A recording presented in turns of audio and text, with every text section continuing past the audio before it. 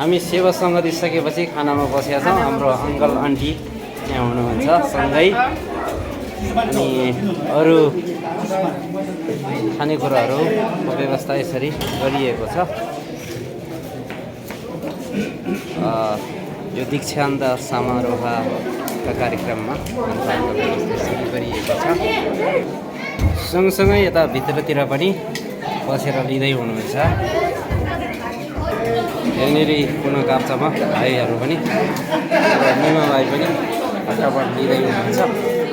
यसरी समग्रमा सबैजना खाना लिन व्यस्त हुनुहुन्छ। अनि यहाँ हाम्रो सरहरू पनि हुनुहुन्छ।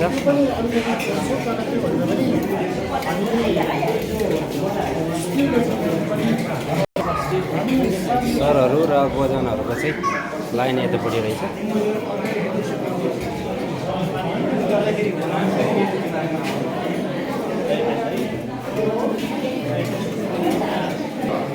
आज समग्रमा सबैजना यसरी दीक्षान्त समारोह कार्यक्रम सकेपछि खानपानमा व्यस्त हुनुहुन्छ।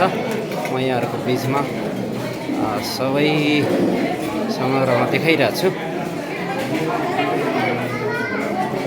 अलिकति लिनु पऱ्यो नि त आमा, आज खुसी नै हुनुहुन्छ नि? ल ल धन्यवाद आमा। ल खानपानको लागि व्यवस्थापनमा बसिरहनु भएका हाम्रा दिदीबहिनीहरू अनि हाम्रा आदरणीय गुरुआमा लगायत र अरू मित्रहरू पनि हुनुहुन्छ। साली नानी, आजको व्यवस्थापनमा कस्तो रह्यो? एकदम राम्रो भयो। दुःख त परेन नि?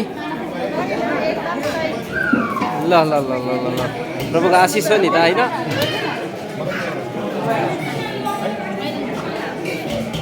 हाम्रो सन्तोष